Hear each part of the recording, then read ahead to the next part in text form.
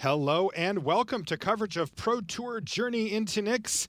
We're in Atlanta. I'm Marshall Sutcliffe. I'm with Zach Hill in the booth, and we are ready for round one. This is Booster Draft. It's full block. It's a new set. This is a lot of excitement, and we've got one heck of a feature match for you. In fact, our whole feature match area is stacked with great matches, but our main one is a great one. It's Willy Edel from Brazil. Willy's got 4 Pro Tour top 8s in his name, looking to get a 5th here. He's playing against Guillaume Wafo-Tapa from France. Back on the Pro Tour scene here, and we are ready to get underway. And we see Willy with a black-red aggro deck featuring a 14th pick, Read the Bones. Wafo, meanwhile, on green-blue. In classic Wafo tradition, known for playing counterspells, known for playing control X. He's with blue-green with 2 main deck copies of Stymied Hopes. Wow, trying to get some people. Yeah, exactly. Not a card you normally see with main decks. Counter a spell unless they pay 1, scry 1. Guillaume has 2 of them. All right, so we've got a Vortex Elemental here to kick things off for Guillaume Wafo-Tapa. So that can do some work against an aggressive deck like we saw Willy Edel. For those of you that watched Willy's draft in the last half an hour or so on the feed here, you guys know what he's up to over there. Lots of Minotaurs, lots of beating down. And Guillaume Wafo-Tapa adds to his board with a Vaporkin here. Not a great blocker. It can put up a clock, though, if it comes to that. Arena Athlete for Willy Edel, just a 2-1. Yeah, I mean, 2-1, when the ability comes into play, it tends to be pretty effective. You see Blood-Crazed Hoplite and Coordinated Assault in his hand, meaning he can get some value out of those heroic triggers. Looks like what he needs right now is some lands, though. Right.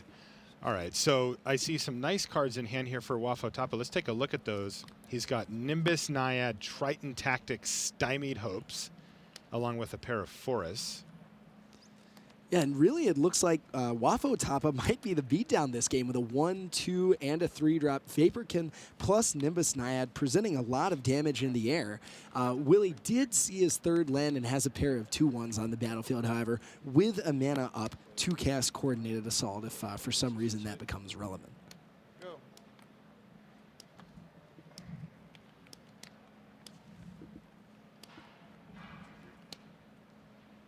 All right, so Blood-Crazed Hoplite for Willy Edel adds to the board.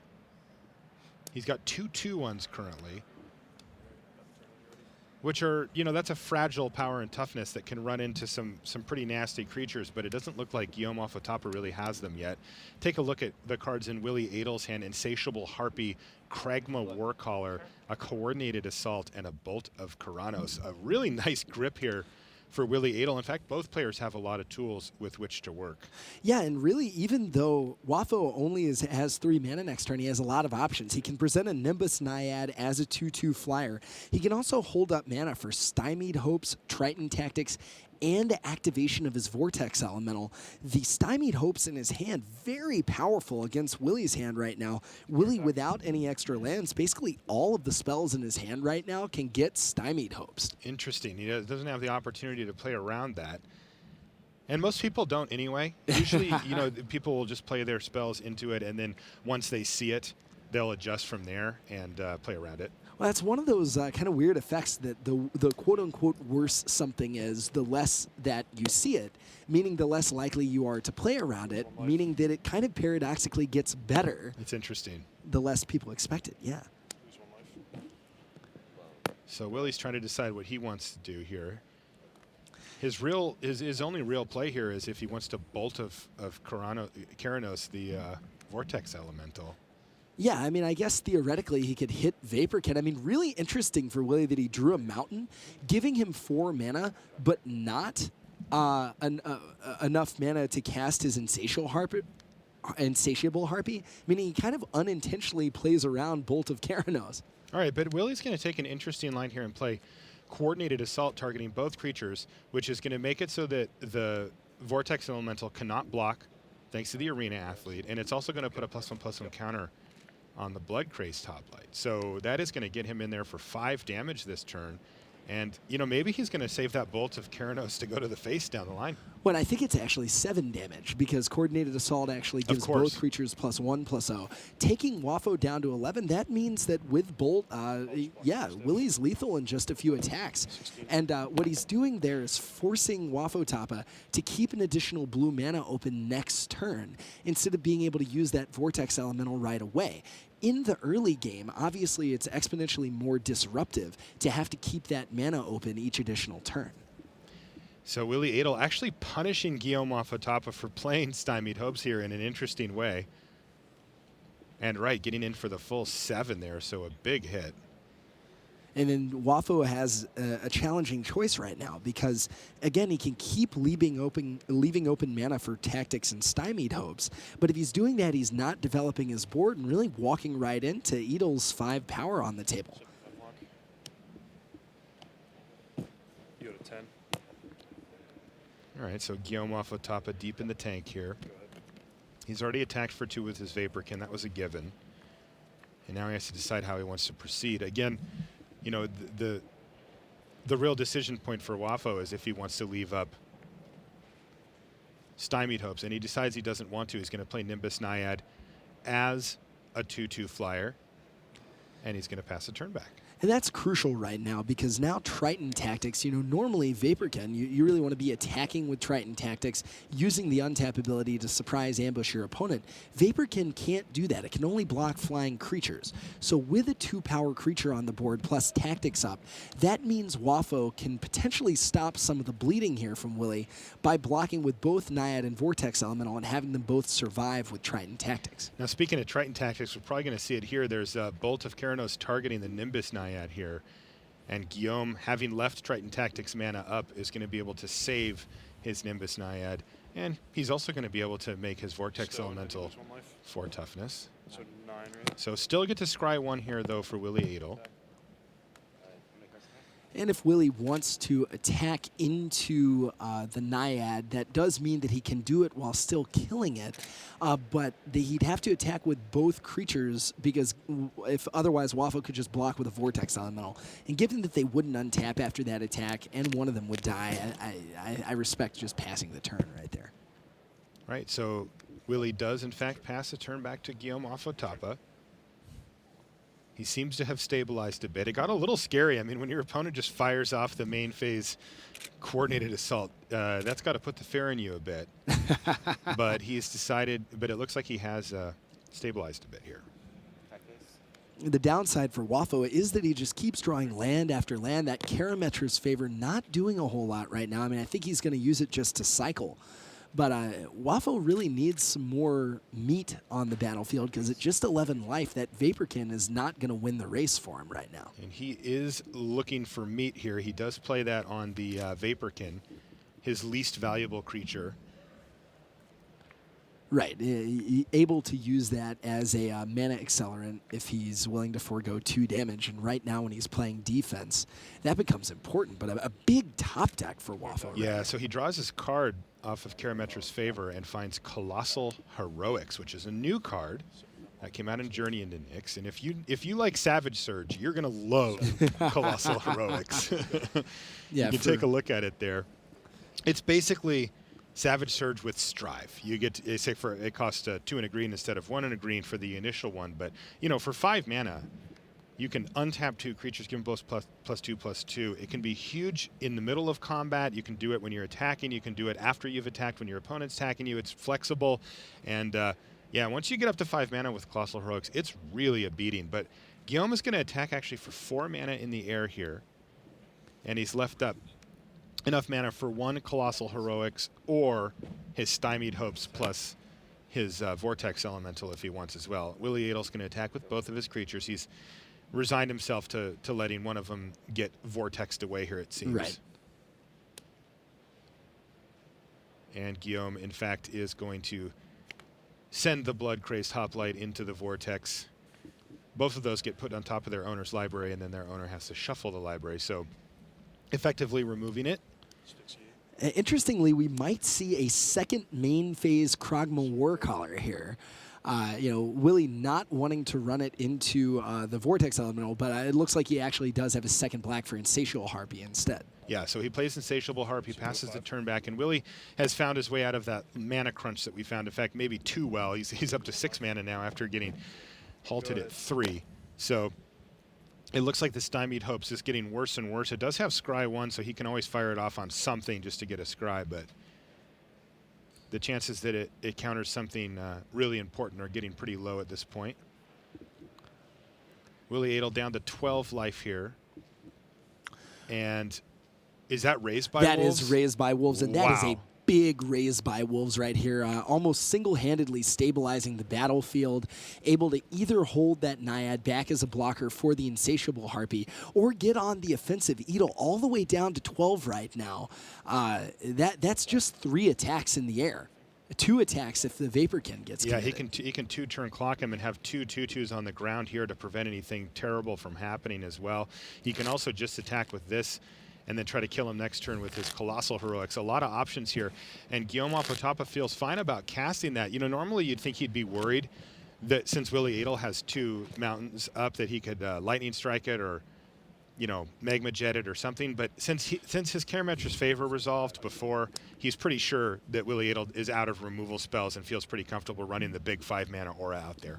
So after a really aggressive start from Willy featuring a value coordinated assault, it looks like Wafo-Tapa firmly in the aggressor's seat right here.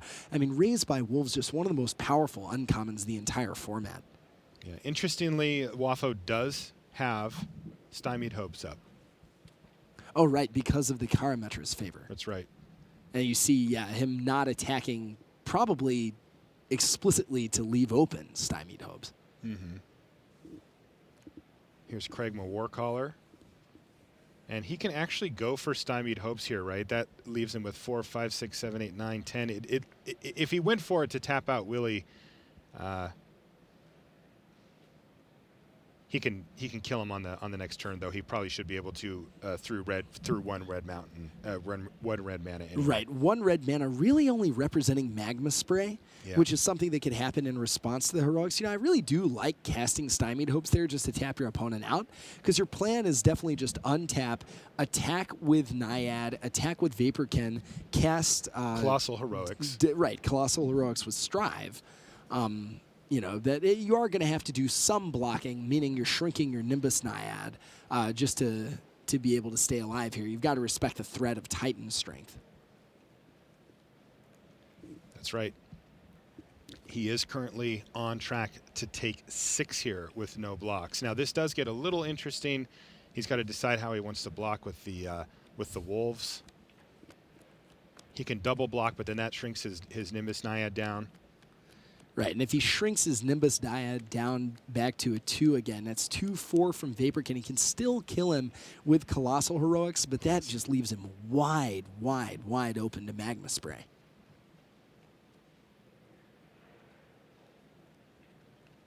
Interestingly, Guillaume Wafo-Tapa is going to block. Remember, the Insatiable Harpy has lifelink. That's going to bump Willy back up to 10 here, which could potentially change the clock with the Colossal Heroics line.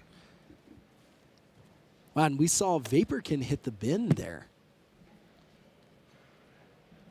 Wafo falling to, what, I believe 5? He is falling to 5. Does he have enough to play Colossal Heroics and to strive it twice? He does not. Right, yeah, only 2 green mana, meaning he can attack for... He's still... Because Willy's at 10, not 8. So... Yeah. Yeah, so it's 4 in the air, 5, 6, 7, 8. So he is able to represent a lethal strive right now. Yep. So the only Heroics. what Willy could have is Magma Spray, but we know that he's holding Bolt of Karanos right here. Would make it lethal on the counterattack, but it doesn't look like he's going to get another turn. Yep, and that's 10 damage. And Guillaume Wafo-Tapa is going to take the first game of the first match here from Pro Tour Journey into Nyx. And a great first match, a really exciting back and forth. We saw Wafo on the defensive early, but Raised by Wolves just completely turned that game around, right, allowing him not only just to halt Edel's offense, but to kill in just a couple of attacks. All right, we're going to see you guys in just a moment after these messages.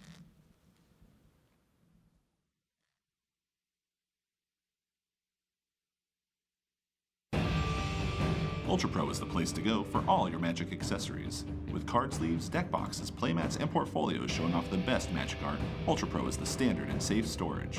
Visit ultrapro.com for more information.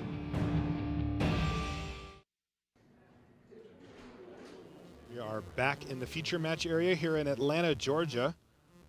Pro Tour journey into Knicks. Marshall Sutcliffe in the booth with Zach Hill.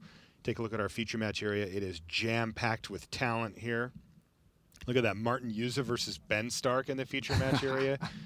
Two limited gurus for sure. I see, I believe, Reed Duke versus John Stern back there. You can recognize the Reed Duke hair from a mile away. Correct. Our main feature match, though, is Willy Edel versus Guillaume Wafo-Tapa. And Guillaume was able to position himself such that he could swing for exactly lethal on that last turn there and pick up game one. Players are sideboarding now for the second game. Willy Edel, black-red, very straightforward deck, very aggressive.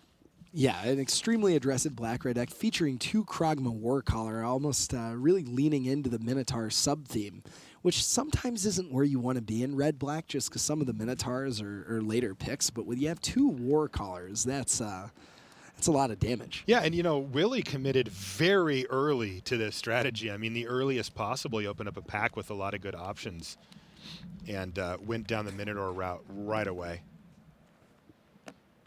It looks like they are still shuffling out for game two. I was looking back there, seeing Yuza Stark. That game's proceeding along nicely. Our fourth match, actually a continuation of the King of the Hill feature match. Last Pro Tours winner Sean McLaren against Andrea Mengucci. Yeah, I'm told Andrea Mengucci is actually up a game on our back match as well. Not a great start for the previous Pro Tour winner, McLaren, but still got 2 games to go.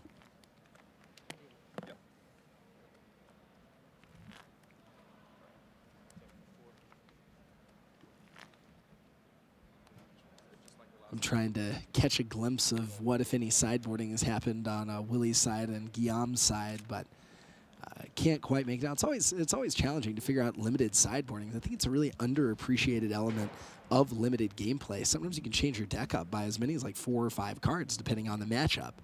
You know, a lot of stuff like the 4 or 5 hexproof for 6 from Theros. Great against control decks, pretty hideous against aggro decks. Benthic Giant? Benthic I call him Giant, Big yeah. Ben. Big Ben. Yeah. Big old clock.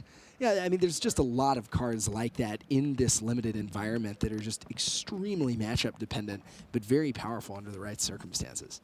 And those are the type of cards you can pick up late, by the way, in the pack. You know, if you're into drafting yourself, you should keep your eye open for those type of cards that maybe aren't great in the main deck. They're not your first choice, but that can come in out of the board, yet don't look like a traditional sideboard card that says, you know, destroy a black creature or exile an enchantment or whatever. You know, they're a little bit more subtle. I got absolutely destroyed by 1 mana 1/2 at Shoreline Thief. Brian Wong was playing in draft last week. Thief, yes. Shoreline Thief. I had 4 2-mana 2/1s with basically no abilities. Shoreline Thief just brick-walled me. You know, a card you're going to get 14th pick, but when you know how to sideboard it, you can really get a lot of value out of those cards. All right, so players just getting ready. They're finishing their mulligans here, and we're going to have game 2 for you. Let's see if Guillaume has a keepable hand here as well. Now, Willy Edel's going to be on the play here. Pretty big deal, Zach. I mean, he is the aggressor here. Yeah, you definitely want to be on the play with black-red aggro. I mean, I think the Vortex Elemental from Guillaume's side did a lot of work that game. You know, and you really need to be able to put your opponent almost at lethal by the time that a card like Raised by Wolves comes down, because it is just very, very hard to power through that. All right, land go. Guillaume Wafo-Tapa right at home in this scenario. And he's going to play a second land and a Sigiled Starfish here. Zach, talk to us a little bit about Sigiled Starfish. It's an early all-star from Journey into Nyx. All-star. I see what you did there. Thank you. Man, this is like having LSV in the booth. So Starfish at 0-3, really important because it can block all of the 2-mana, 2-power creatures in this fairly aggressive format. But being able to tap and scry 1, control your draws, you know, really in the lineage of cards like Merfolk Looter that have been good for, you know, as long as they've been around. Basically what it means is that over the course of a given game, you're just going to draw a lot more spells than your opponent. It also allows you to keep land-light hands and draw out of them with the Scry. Just one of the best commons in the format. So what we see here is Willy Edel respecting the Starfish here and killing it with one of his premium removal spells, Bolt of Keranos. I mean, that's how good that Starfish is. It just must be killed immediately. Nimbus Naiad is the follow-up, but Willy Edel has his own follow-up. It's Insatiable Harpy. And you've got to be pretty excited if you're Wafo-Tapa to have the first threat of the game on the battlefield. I mean, you know, Harpy, a really powerful threat from Edel. Edel has a lot more gas in his hand with a Flurry of Horns, Pensive Minotaur. But Wafo, you know, just such a good late game. You see cards like Nessian Game Warden gain you a lot of card advantage. Coastline Chimera, not a high pick, but basically stops everything from Willy's deck in his tracks. All right, now this is interesting here. Karametra's Favor is going to go on the Nimbus Naiad. That's going to help the land drops keep flowing for Guillaume Wafo-Tapa and also just get him access to some of those big cards in his hand. Nessian Game Warden, he's got a Humbler of Mortals in his hand as well, and he'd love to get those things going. Plus, he has a Coastline Chimera for later. Yeah, I like that play. Flurry of Horns here from Willy Edel. Sorry to interrupt you there, Zach, but this is another new card. And those are actually Minotaur tokens, but in they go. They're both 2/3s. They both have haste. Flurry of Horns, a little underrated right now. Yeah, I think so. I mean, you know, 4 power worth of haste damage for 5 mana, extremely effective. We see Edel there respecting all of the combat tricks that he saw from game 1, not wanting to trade away his Insatiable Harpy. Simultaneously, you see Wafo not wanting to represent Triton tactics too hard. If he attacks with that Nimbus Naiad there, you know, basically he's saying if he doesn't have anything, he's got trading 2 damage for a 4-point life swing back from Edel. So by not attacking, even though he has Triton tactics, he makes it more likely, in my opinion, that Edel plays into the tactics on the next turn. Agreed. So let's see where Wafo-Tapa wants to go from here. He has Triton tactics. He's got Humbler of Mortals, Nessian Game Warden for the top end, and he has a Coastline Chimera to sort of blunt the assault from any of these 2-powered attackers that Willy Edel has.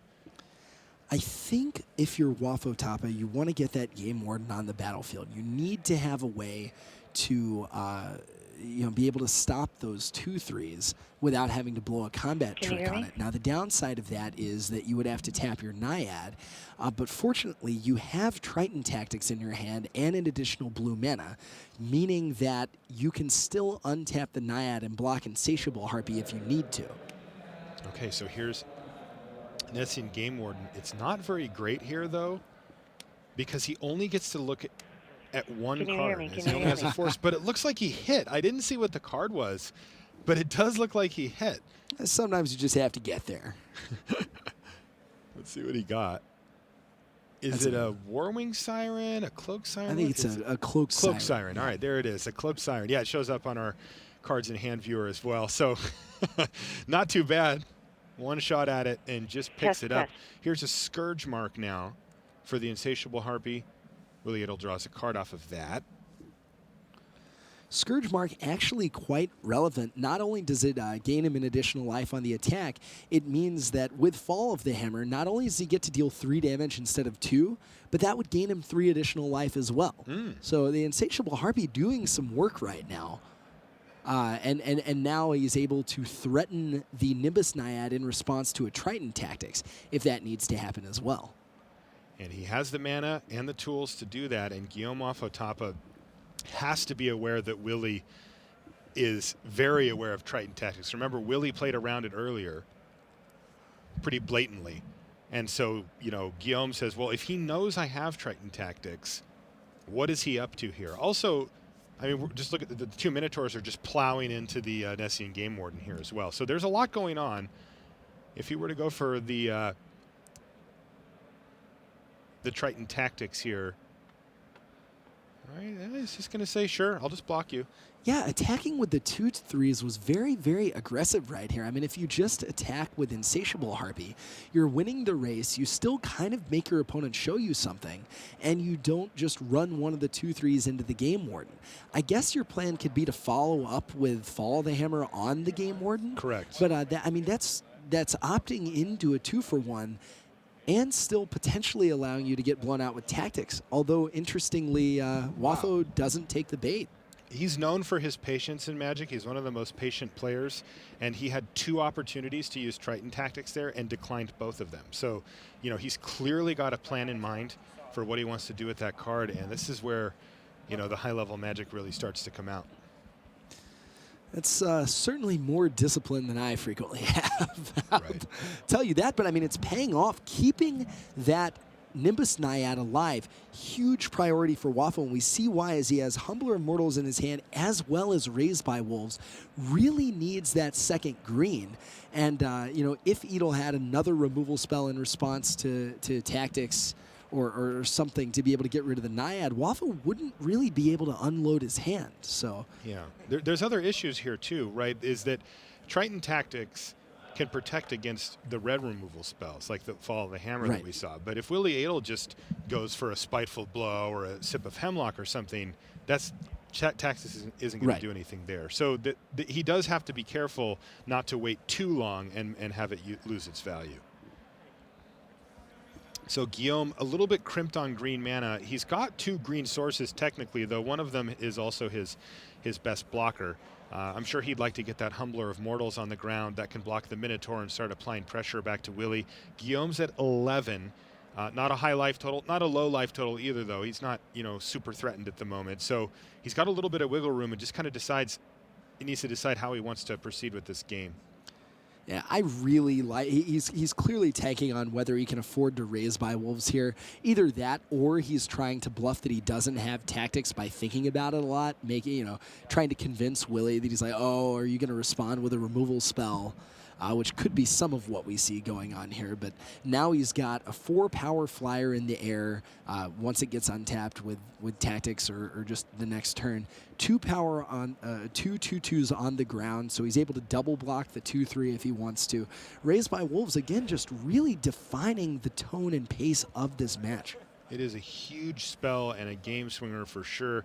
And Willy Edel wastes no time. He's going to attack with both of his creatures. He's still aware of Triton tactics here. Willy's got nothing going in his hand. He has a Pensive Minotaur, a Swamp, and an unknown card. Maybe he drew a combat trick here. I think you really do, if you're Willy, just kind of have to assume your Harpy's live.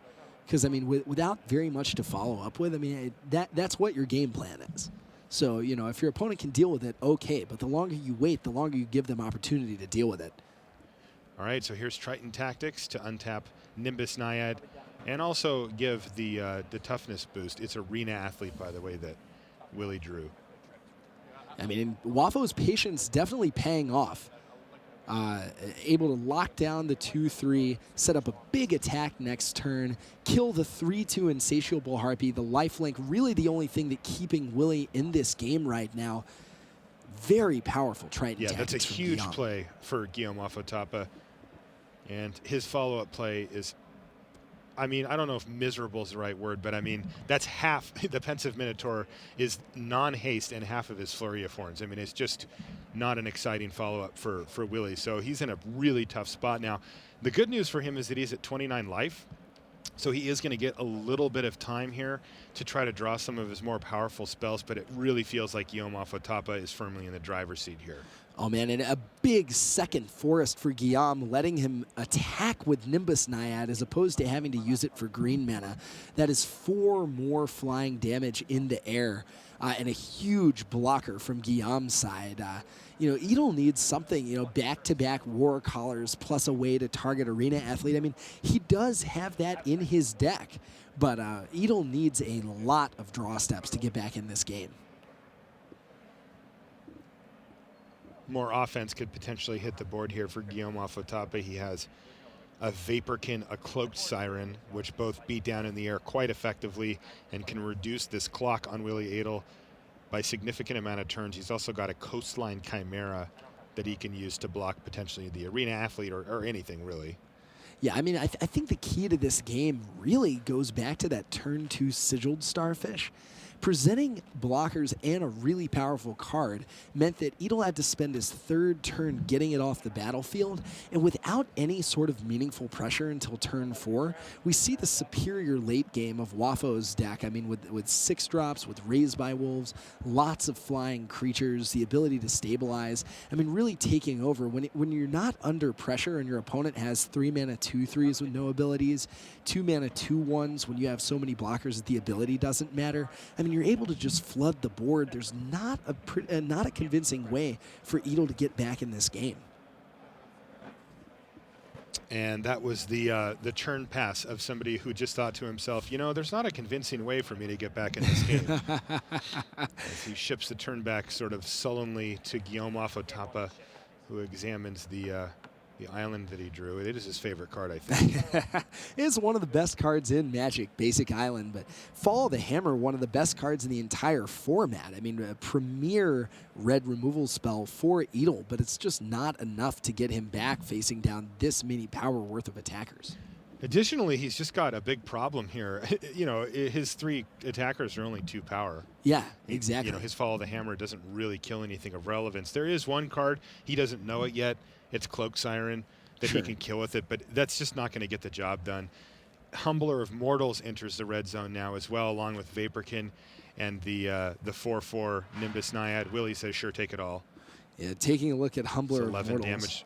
Sorry, it's going to drop Willy down to 5 here. Right, we got to fight. Yeah. And that's going to do it. Willy Edel extends the hand, and Guillaume Wafo-Tapa, convincingly, I'd say, off, you know, really the back of the Raised by Wolves ×2, you know, 1 for each game there, wins the match, 2 games to 0. Definitely a pretty fortunate game warden for Wafo, too, just hitting the Cloak Siren right off the top.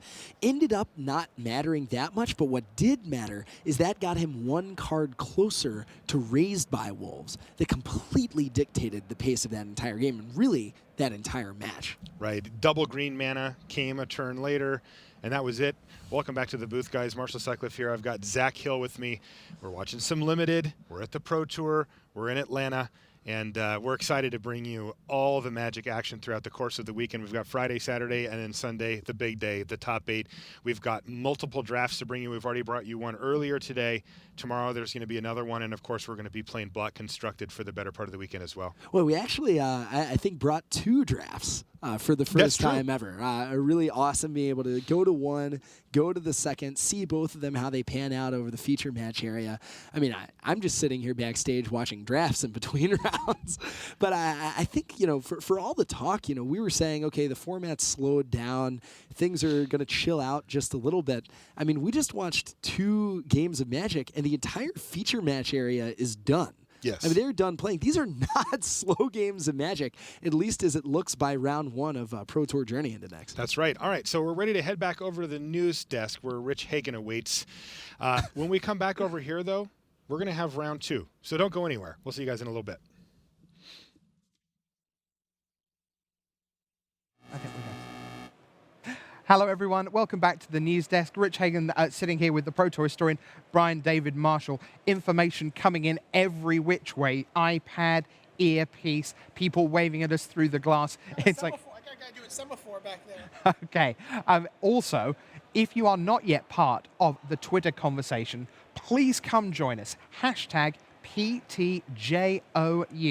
Pro Tour Journey, as it were. PTJOU. Join us there. We'll be periodically showing you tons of tweets from people. We get, you know, well wishes for family and friends playing in their first PT. We'll have some results coming in from the players. Tell us who you're rooting for. There's someone from your local store who won a PTQ. Tell us why we should be paying attention to them. We want to hear that. We certainly do. Let's bring you some results from this round. Jeremy Desani is underway with a win. He defeats Wenzel Krautmann, Grand Prix winner from the past 12 months, 2-1 to Desani. Then we have Josh Taylor, played in 1 PT before. He went 1-4, drop at Pro Tour Berlin 2008. So you don't really want to face Pro Tour Hall of Famer Bob Marr in round 1. But everyone's beatable. It's just a game of Magic. I talked to Bob. All right, tell me. He feels he's very beatable in this draft. He's done a lot of drafting in this format. But was sitting next to Guillaume Wafo-Tapa and was kind of sort of felt trapped into blue, but he's like, oh, I just want to get away from blue, and he couldn't quite do it. And he does not like his deck. I looked at it. I mean, he's being overly critical, but he does not like his deck at all. Okay, so he's 0-1 to kick us off. Paulo Vitor Dama de Rosa of Brazil, a man who won a Pro Tour from 0-2. He's halfway into that hole again. Good news. Roberto, hooray! Look what happened last time. The Grand Prix Phoenix winner, Roberto Berni, took down Paulo Vitor I've had a lot of Dama de people Rosa. on Twitter talking to me about Roberto Berni. Okay. He won a big, I think there was the Hunter Burton Memorial Tournament in Texas. Right. Just before Pro Tour top 8 competitor who had passed away. A big tournament in Texas just before his Grand Prix. And he won that event as well. And it's someone that, there's the Texas community is very, very vocal about Roberto Berni and seems to really have a lot of enthusiasm invested in him for this Pro Tour. Yeah, So- Hunter Burton, enthusiasm's a good word for him, a real larger-than-life figure, got to the top 8 of Pro Tour Austin in Texas, his home PT, 2009. That eventually won by Brian Kibler. So let's take a look at a few other scores that are coming in for us. Kenji Samura, 6 Pro Tour top 8s to his name. He's gone down to one of the Brazilians, Pedro Carvalho, of course, was top 8 Pro Tour return to Ravnica. And another big one, Kai Buddha faced John, or Alex Sittner as we know him. Sure. And Sittner wins that one by 2-0. NBD. No big deal. Yeah. But some of the top 25 who have won their first rounds, I can tell you that Alexander Hayne has won his opener. World champion Shahar Shenhar is underway with a win. Tom Martell, also a winner. Did you say Josh McClain I know he beat Gabriel Nassif this round. Wow, that's a monster, and that's Yeah. a great start for McLean. So results pouring in over the next 20, 30 minutes or so as the round ticks down. What we're going to do with one round gone of draft is kind of set the stage for the limited environment. Sure. We're going to look at 10 color pairs because pretty much they're the backbone of any limited format, right? And it seems to be a little bit of the Wizards' design philosophy when they're creating sets. Now, we saw it really, like in Modern Masters, we really saw that, where there's like 10 color pairs and 10 archetypes that you can draft and sort of little paths you can wander down. And obviously you can veer off into the woods and go 3-4 colors and do all sorts of stuff. Talking of veering off and digressing, you excited for Vintage Masters? I am very excited for Vintage Masters. Every card I've seen just like sends me spiraling down, stories from Pro Tours past, Friday Night Magics of yore. I'm super excited. I got to preview Sylvan Library today. Oh, wow. As one of the Vintage Match cards, a card I love. I've played it a ton. A card that Richard Garfield taught me to play correctly. I did a primordial booster draft. It was before there was such a thing as booster draft. Right. I was at Wizards.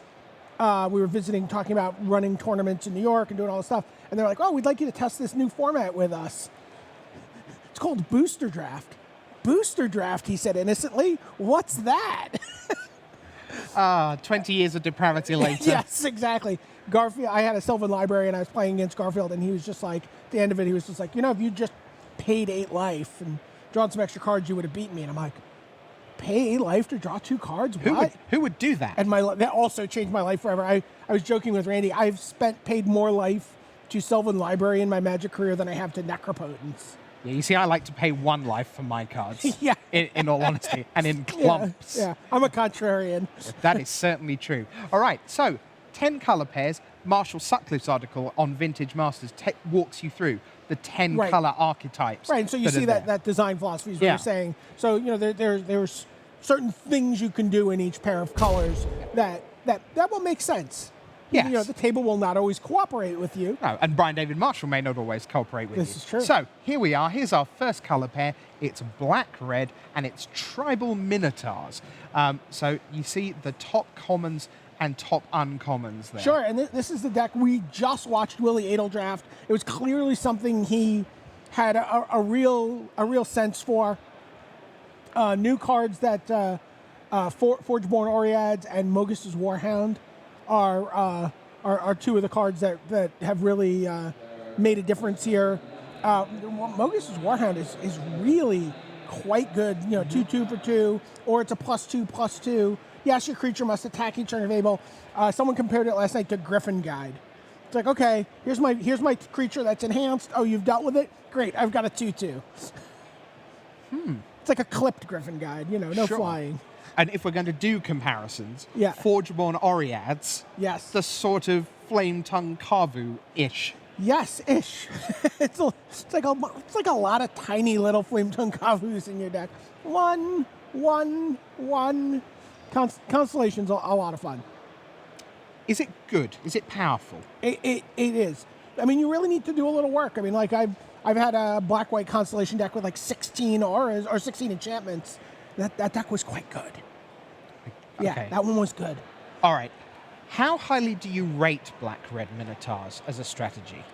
I don't think I rate it super highly. I kind of almost view it as a backup plan. So, I was joking, during the draft segment about the red-white deck. I could have been like, I always want to be red-white, or I kind of want to be red-green, or, I want to be red. I like red a lot. I like the removal. I like a lot of the creatures. I even like blue-red quite a bit. But, black-red always feels like kind of like the backup plan. It's like, you always know that if you really need it, there'll be a Minotaur Skull Cleaver there. And there's always Fellhide Minotaurs There's with always them. a Fellhide Minotaur. There's Kragma War Caller is going to go around the table. I mean, and that may be changing, right? That may be changing. But in previous incarnations of this drafting this block, you've always felt like I can get those cards. So black-red was our first color pair. We're going to stick with red and now pair it up with blue, which is a color combination that I like a lot. It isn't always super popular. BDM, walk us through this. So, I mean, we're seeing Blade Tusk more there as a red common. I think we're going to see that a lot in all the red color pairs. This is a card that's been around for a while. It's been, printed a couple times. This feels like the best iteration of it. There's just not a lot of artifact creatures, and it doesn't feel like there's often a lot of times a player will be red, but won't have a lot of red creatures. They'll be like, base green, pair red for removal. So your Blade Tusk Boars can get through. The Sigiled Skink is kind of nice. It's just like a nice 2-drop. It lets you scry, but I mean this is really like kind of like mad scientist territory when you're building this deck. You're thinking about your Spellheart Chimera. You're thinking about getting instants and sorceries into your graveyard. You're thinking about the new Chimera and scrying and doing all sorts of fun stuff with that.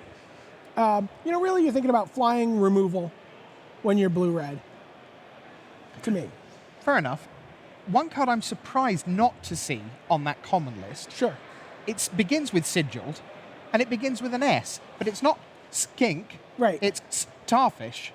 Sigiled Starfish seems like a fantastic card. Yeah, no, it's great. I mean, it works well in blue-red with like a card like Flamespeaker Adept, which is a card I'm surprised to not see on the top uncommons. Like, there's no deck that card wants to be in more than a blue-red deck, where you have a lot of scry in both colors, and are able to pump your Flamespeaker Adept with attacking with your Sigiled Skink, activating your Starfish. So. And I kind of think of it as a hand grenade color pair. It's Sure. not something that naturally flows. You do have to really know what's going on. You know with what? it. But it has the same element that we talked about in the black-red deck. Certain things that you can confidently rely on. Crackling Tritons are going to come back around the table to you. Forever, yes. You're going to get those cards 11th. You're going to get those cards 12th. That card is great if you're blue-red. It's not really good anywhere else. The blue decks have a lot of other things to do. They don't really want it. They'll sometimes play it, but in blue-red is the only place that it has a home, and as a result, you get to go a little deeper in the packs. You're like, oh, I can take this spell here, and then I know the Triton's coming back, and even the Spellheart Chimera, that's a card, you're like, okay, well, this card's not really any good. It has no other home, and it might not even be that great always in that deck. You really need to work your deck to make it special. So Okay. We've seen 2 pairs with red. We're going to go for a third in a row. And this time, we're going to cut our land right to the bone, potentially, as we look at red-white. So here we go. Fast and aggressive. Yeah, this is my favorite archetype. I have so many favorite hoplites. I have so many Annex and Simides. A Crow and Skyguards, I'll take them all day long. A Crow and Hoplite, we saw that card go around super late. Like, if you can get yourself positioned as the red-white player, you can really just, again, pick up, those cards late in a pack, not have to commit to them early because, you've carved out this little corner of the block for yourself, and you know that the Crow and Hoplite's not going to go in, it's not going to be able to splash in another deck. Talk to me about another hoplite, this time Satyr hoplite. This is the 1/1 really red like hero. Well, I know you do. And my question is, because it's come down a little bit for me in my order. I was super excited about it to start. The thing is, Heroic's gotten a tiny bit worse with Journey into Nyx. Even though you have the Strive cards, which are awesome, you just have fewer bestows. So you have one, there's not a lot of bestow creatures. There's not a lot of really, there's that cycle of sort of like weird bestows that have kind of like drawbacks and that you have to sort of adjust your style of play around them. But there's not just the generic really good bestows. There's the Mogus's Warhound is probably the best of the worst of them. Right, sure. But there's just not the random, observant Alceids and extra pack of hopeful Eidolons are gone and all that kind of stuff. That really Spearpoint Oread, yeah, that you're just like you're able to just slap these things down on your hero creature and just get like super big really quick. So are we starting to see Satyr hoplite potentially table? It may very well table at this point. I think certainly probably less likely in more casual drafts. But I think at this level, I think you'll see Satyr Hoplite going around the table fairly late. It's kind of that even Bloodcrazed Hoplite is a card that's come down for me somewhat in my estimation. I was really, really high on it early on, but Heroic is a little bit harder to make excellent. It's still very, very good. Right. But it's really hard to get that balance just right. Okay. Calm yourself. Okay. But here it comes. Yes. It's green-blue. I just get excited about every color combination. I don't know if you've realized this. I do know, but I also know that if we ransack your hotel room, it's Simic that we're going to find. It's true. I've only drafted blue-green thus far this weekend. All right, so what's going on here? Tempo they've talked about. Yeah, I mean, this is really about, like, jumping the curve on your opponent. Really playing a 4-drop on turn 3. So, you really want to get your Ferris Band Trumper into play on turn 3 off of a Golden Hind, a Kior's Follower, a Voyaging Satyr, maybe even a Font of Fertility, any of those things, getting yourself to 4 mana on turn 3, jumping ahead on the curve, having then, bounce spells. You have Retraction Helix, you have Hubris, you have Voyage's End, you have Griptide, you have Sudden Storm, you have Sea God's Revenge. So you just like get these kind of like, you get, bigger threats out earlier than other decks are going to be able to get them out. Putting down Nessie Nesps on turn 4, or, and then just tempoing your opponent out, like tapping down their creatures. You can also do Triton Wave Crasher's a fine card in this deck. Sort of like something to sort of fill out the middle of your curve there, and tap a guy, and I love this deck. It can be a little hard to come back if you're really far behind. Right. But it's also capable of stealing. And aerial maneuvers is so good in this deck, especially because you have like these just Nessian Coursers and Ferris Band Trumpers, and you have your Nessian Asp. And you have 5/4s for 6. You just have all this like stuff on the board, but it's kind of like clumsy, and they can block if you just attack with everybody, and they can kill you on the crack back. You're like, oh, you know what? I'll just spend 4 mana. These 2 guys get +1/+1 and flying, or I'll spend 7 mana, and these 3 guys will get +1/+1 and flying, and just come over and win. There's a lot of overruns in this format with the Strive cards. Right, and because you've got 2 big guys to start with, The 7 mana, you don't need to live that dream most of the time. Sure. 4 mana is my 4/5 and my 3/3, both getting +1/+1. That's 9 flying Right. damage right there for 4 mana. Who wouldn't want to play 9 flying damage for 4 mana, as it were? A terrific card. Must do the quick history lesson and say, well done for whoever named that card Golden Hind, which is, of course, Sir Francis Drake's flagship from the Spanish Armada in 1588. Is it? And I bet you weren't expecting to hear that on a Magic stream. I certainly wasn't. Yeah. One final thing on there, Warwing Siren. Yeah. I love the way when people sort of give cards nicknames, sometimes it's misleading because the card isn't really what they're analogizing to. Sure. But when they say the Blue Wing Steed Rider, that actually gives you a pretty good clue to how powerful that card is. Yeah, and this card's actually, I think, in some ways, a little better than Wingsteed Rider. There's a lot of times where, you'll play, like, let's say you want to play a Wingsteed Rider on turn 4 and have a trick open, and that trick is God's Willing. But, you only have 2 white. Warwing Siren is so much more flexible. You can go, okay, I'll tap my 1 blue for the Warwing Siren, I'll tap my 2 green, I'll keep my blue open, and now I can, I have aerial maneuvers that I can, make my guy bigger if you're going to do something. It's, it gives you that, just having 1 pip in the casting cost gives you so much more flexibility with your tricks. Being able to play it on turn 4 and, play around, their lightning strike. Flexibility is a word that I think very much applies to our next colour pair when looked at through the lens of the history of the game. It's green-white, and this more than many colour pairs feels to me, BDM, like a colour pair that has done an awful lot of different things over the years. You can't really pin green-white down to being a thing.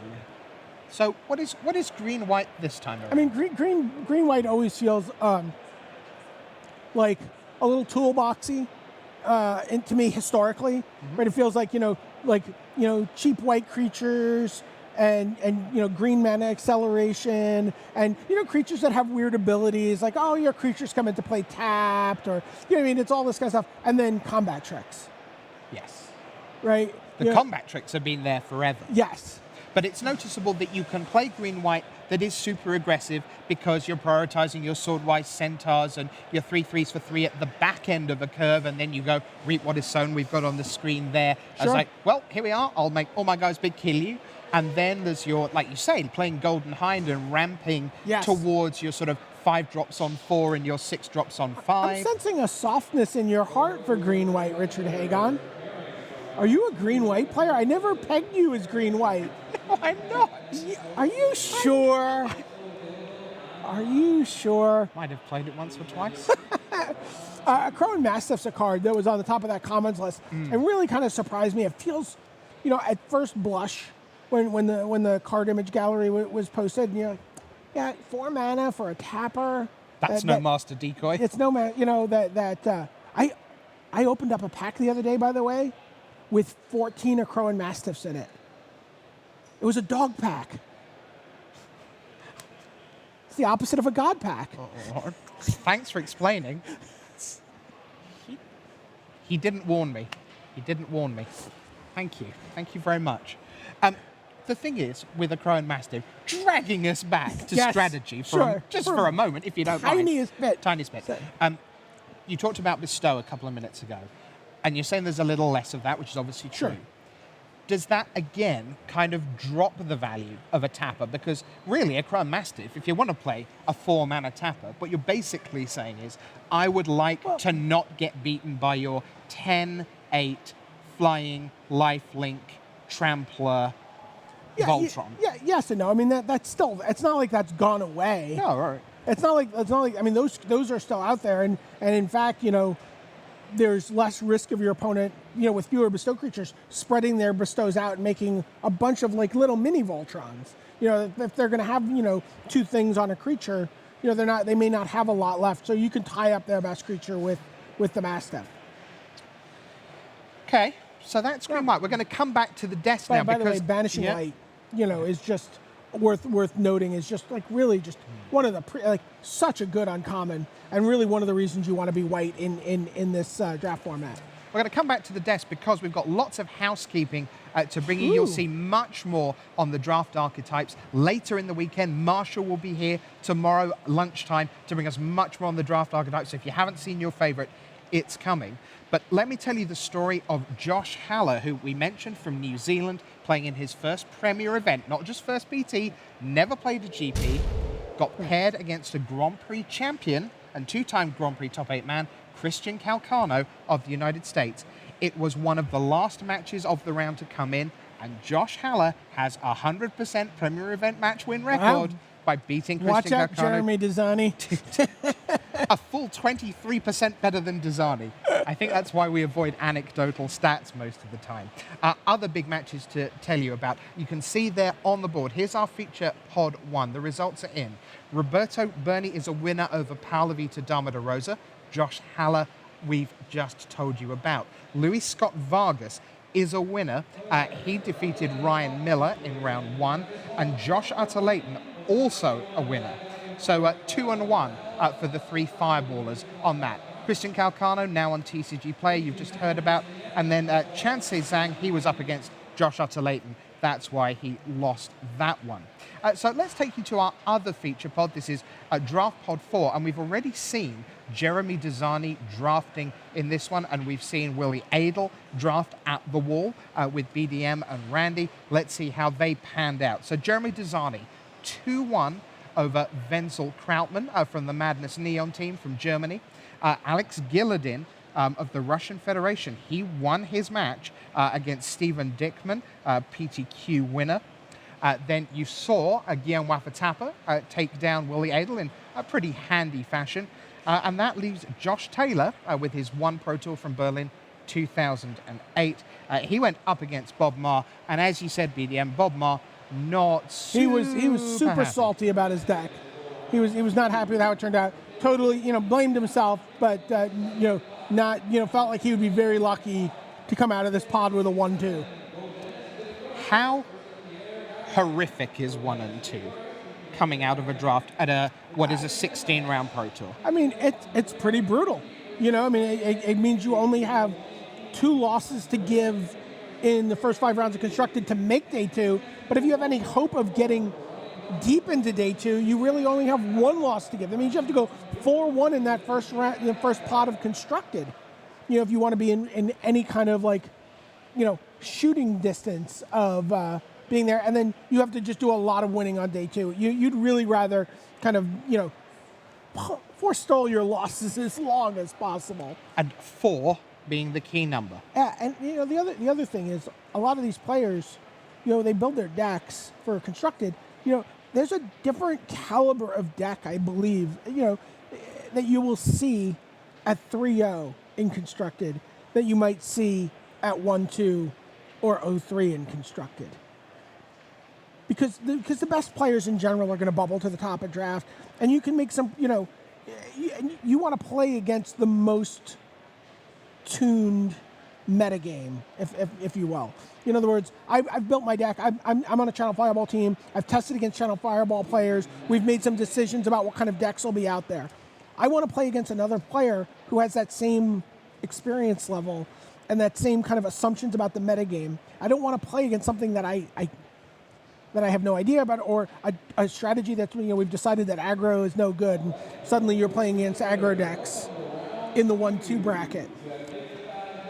The big teams, Yes. Fireball, Pantheon, Madness, TCG Player, who is it that they think they're testing to play against? They're certainly playing.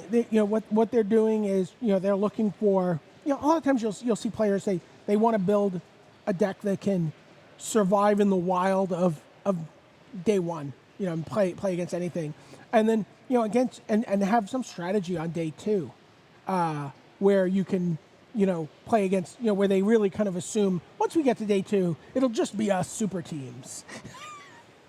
Sure. Right? So the Japanese were when they were the first in 2005 when they were first really ascending onto the world stage as a dominant Magic superpower. You would see they would often have a deck that was tuned day 1 with a transformative sideboard for day 2 to beat control. So you can see different metagames on day 1 and day 2. Okay. Well, we've just mentioned Josh Haller getting underway with a 100% win rate in Premier events. Quit now. But, yeah, cool. No, just go and win the whole PT. You've done it once, just do it again another 7 times, and we'll interview you here at 8-0. It'll go like that. But why don't we take a look at people with the truly significant career numbers at Premier events. So here we are. This is the career win percentage, the top 10 amongst this field of close to 400. And we begin, BDM, with a Hall of Famer from the Netherlands, Camille Cornelissen, 64.4%. Who is at number 9? Yuya Watanabe, 64.5%. So we're getting, I mean, that's just nearly 2/3 of your matches you just win. Yeah, and let's of those third that you lose, let's factor in every mulligan to 4, every mulligan to 5 where you can't come back. Sure, unwinnable games. Every terrible matchup. Yeah. Every they play Brimaz on turn 3. Every single one of those things. I beat Brimaz on turn 3 the You other did? day. I did. How'd you do that? I somehow out-attacked him. It was weird. You were quicker? Yeah. Wow, good stuff. Let's see who's at number 8 in our list. It is PVDDR, 64.6, everyone's favorite recording format, close to 1,300 lifetime Wow. Premier event 801 Premier wins. Yeah. That's a lot of people who got exactly what they expected when they sat down against him. Number 7, let's see. That's a surprise. It's a smaller sample size. But Seth Manfield, someone who's done extraordinarily well at GPs. Twice a Grand Prix champion. Twice a champion. American player, obviously. 65% win percentage. I mean, like you see 800 wins to 310 wins. You know, can he sustain this? You know, now that he's at the Pro Tour on a regular basis, it's going to be fun to watch. Absolutely. On we go. We're into our top 6 for Premier Event career win percentage. It's Patrick Dickman. Very small sample size. I would think around about 112 of those wins came at the last Pro Tour in Modern. Yeah, Patrick Dickman, someone who's really impressed a lot of players, and certainly made a big impression on us on the coverage team watching him play. Just his Tarmo twin, approach. He was just meticulous. Yeah. Meticulous and ridiculous. He's just super, super good. Our top 5, here we go. It is Andrew Cantillana of the Philippines. So this is so the story here is, of course, someone who doesn't go to a ton of GPs, a lot in the local area. So that's why he's on there. We go on, up we go. Let's see who's next. It's Corey Burkhart, again, regular now on the PT, just over the 100 mark for Premier events. On we go. Let's take you to our top few. Here's Kai. Now this is crazy to me. Because look at how many more matches he has. Let's move on to number 2 then. Yeah, number 2 is Felipe Tapia Becerra, our reigning Rookie of the Year, closing in on his 100th win. And the number 1 for Premier Event career win percentage, well, it's the boss man, the number 1. That's Jeremy just ridiculous. Desani.